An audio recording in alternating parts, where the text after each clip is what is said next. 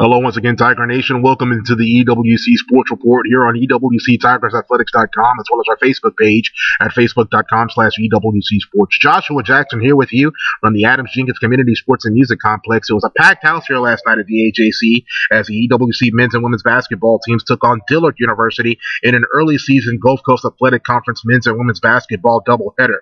The Lady Tigers took the floor first last night, and it looked good for the Lady Tigers toward the beginning of the contest, even taking a three-point lead into the locker room by a score of 27-24. However, the Lady Tigers could not finish the drill as the Lady Blue Devils of Dillard University come in and get the win over the Lady Tigers of Edward Waters by a score of 64-58. A basketball game that saw the lead change 17 times last night. Really a back-and-forth game last night between Edward Waters and Dillard. Tiffany Tober, the leading scorer for EWC last night with 24 points and 7 boards. Daphne Walker also had a great game last night for EWC with 14 points and 10 boards, another double-double for the EWC big girl down in the middle, as well as Micah Martina, her final contest in an EWC Tigers uniform. She's reached the eligibility games played limit for NAIA basketball. She finished her career here at EWC last night with 11 points and 4 boards as the Lady Tigers fell last night once again by a score of 64-58.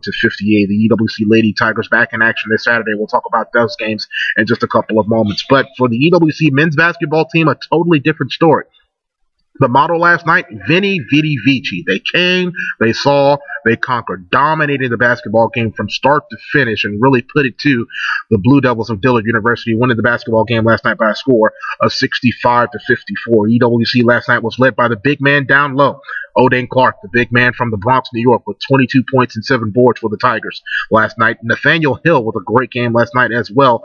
Definitely wanted to see about getting him some help, as he's been the leading scorer in a lot of these games throughout the duration of the early 2012-2013 season. Got help last night, didn't necessarily have to do it all by himself, but he finished last night with 10 points and 6 boards for the Tigers of EWC as the Tigers improved to 4-8 on the 2012-2013 season and notched their first victory in Gulf Coast Athletic Conference play. So both teams are back in action this Saturday as they take on Philander Smith in another Gulf Coast Athletic Conference basketball doubleheader.